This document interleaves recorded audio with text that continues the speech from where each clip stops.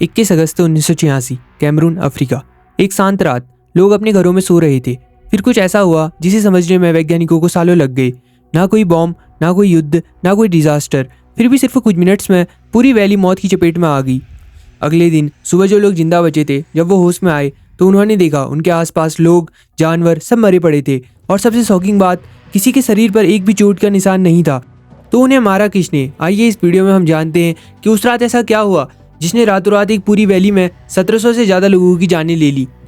Africa के देश Cameroon के एक दूरस्थ पहाड़ी इलाके में एक झील है। उस झील का नाम है नियोस झील।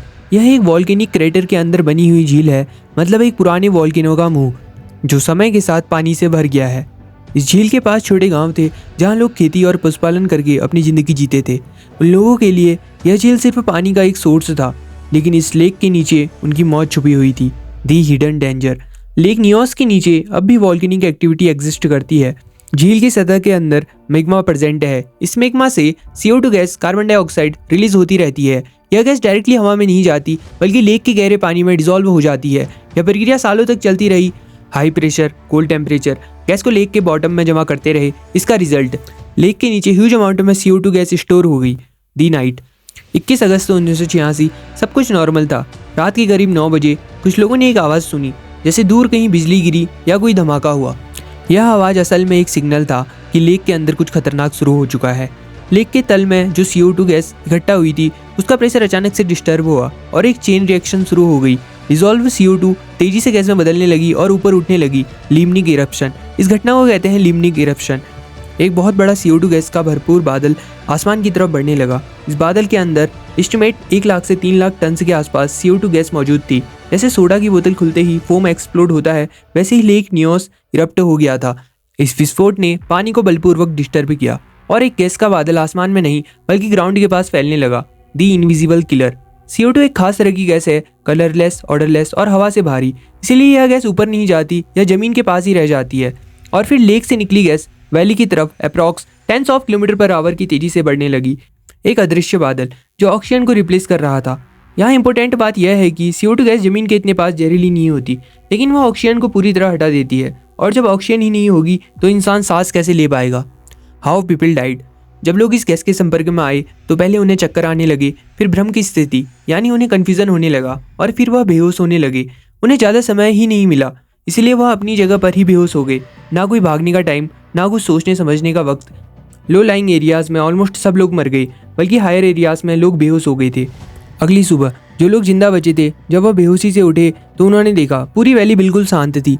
घरों में, रास्ते पर और फील्ड्स में लोग और जानवर मरे पड़े थे। इस घटना में ऑलमोस्ट 1700 से ज़्यादा लोगों की जानें गई। किसी के शरीर पर कोई घाव नहीं था, कोई इंजरी नहीं। यह सीन किसी डरावनी मूवी से कम नहीं था। इन्वेस्टिगेशन। शुरू में साइंटिस्ट कंफ्यूज हो गए थे। ना कोई विषैली गैस की मौजूदगी मिली, ना कोई इन्फेक्शन। तो आखिरकार लोग मरे तो मरे कैसे? फिर उन्होंने झील को अच्छे से एनालाइज किया और उन्होंने जाना अनयूजुअल गैस प्रेजेंस और डिस्टर्ब्ड वाटर लेयर्स। फिर उन्हें पता चला यह एक लिम्निक इरप्शन था। पर इस इरप्शन का कारण क्या था? इस डिजास्टर का असली कारण आज भी कंफर्म नहीं है, लेकिन वैज्ञानिकों के अनुसार लेक के डीप लेयर्स सडनली डिस्टर्ब हुए। यह डिस्टर्बेंस पानी के अंदर लैंडस्लाइड या नेचुरल वाटर मिक्सिंग की वजह से हुआ होगा। जैसे ही यह लेयर्स हिली होंगी, तब प्रेशर ज़्यादा होने की वजह से सतह पर जमी हुई कार्बन डाइऑक्साइड गैस तेजी से गैस बनकर ऊपर की ओर उठने लगी होगी, और इसी चेन रिएक्शन के कारण पूरी लेक ने एक साथ CO2 गैस रिलीज कर दी होगी। Survivor stories. इस डिजास्टर में सब लोग नहीं मरे थे, कुछ लोग बच गए थे, और उन्हीं लोगों ने दुनिया को बताया कि उस रात क्या हुआ था। बचे हुए लोगों के अकॉर्डिंग उस रात सब कुछ एकदम नॉर्मल था। फिर अचानक उन्हें अजीब सा महसूस होने लगा, सांस लेने में दिक्कत, सीने पर बोझ जैसा प्रेशर, और उन्हें चक्कर आने लगे। उन्हें कुछ समझ नहीं आया कि क्या हो रहा है। कुछ लोग तुरंत बेहोश हो गए थे, कुछ लोग घर के अंदर ही गिर गए, और कुछ रास्तों में ही बेहोश हो गए। और सबसे अजीब बात, ना कोई चीख सुनाई दी और ना कोई आवाज़। किसी को रिएक्ट करने का टाइम ही नहीं मिला। फिर अगली सुबह जब गैस का प्रभाव कम हुआ तो वैली में जो लोग थोड़ी ऊंचाई में रहते थे, उन्हें धीरे धीरे होश आने लगा। जब उन्होंने आंखें खोली तो उन्होंने कुछ अजीब महसूस किया। पूरी वैली सुनसान पड़ी थी, ना कोई आवाज़, ना कोई लोगों की बातें। वो लोग जब बाहर निकले तो जो उन्होंने देखा वो उनकी ज़िंदगी का सबसे डरावना दृश्य था। उनके आसपास उनके परिवार के लोग, उनके दोस्त सब बिना हिले डुले ज़मीन पर पड़े थे। एक सर्वाइवर ने बाद में बताया, मैं उठा और मुझे लगा सब सो रहे हैं, लेकिन फिर समझ आया कि कोई जिंदा ही नहीं था। सिर्फ एक डिजास्टर नहीं थी, यह एक साइलेंट वाइप आउट था। जहां बस कुछ लोग बच पाए, सिर्फ इसीलिए क्योंकि वो थोड़ी ऊंचाई पर रहते थे और गैस का प्रभाव उन तक कम पहुंचा। उस वैली में उस रात 1700 से ज़्यादा लोगों ने मौत को देखा नहीं, उन्होंने बस उसे महसूस किया। इस घटना के बाद उस लेक के आसपास के गांव वीरान पड़ गए। यह घटना एक प्रमुख साइंटिफिक केस स्टडी बन गई। इस घटना की जांच करने दुनिया भर से रिसर्चर्स आए। सॉल्यूशन: लेक न्योस की इस घटना के बाद वैज्ञानिकों को एक बात साफ हो गई थी, अगर इस लेक को ऐसे ही छोड़ा गया तो यह दोबारा भी एक्सप्लोड हो सकती है। प्रॉब्लम जितनी साधारण थी उतनी ही खतरनाक भी थी। लेक की सतह पर CO2 अभी भी जमा हो रही थी। इसका एक ही सॉल्यूशन था, गैस को कंट्रोल तरीके से बाहर निकाला जाए। इसलिए वैज्ञानिकों ने एक अद्भुत सिस्टम बनाया। लेक के अंदर लंबी पाइप्स इंस्टॉल की गई।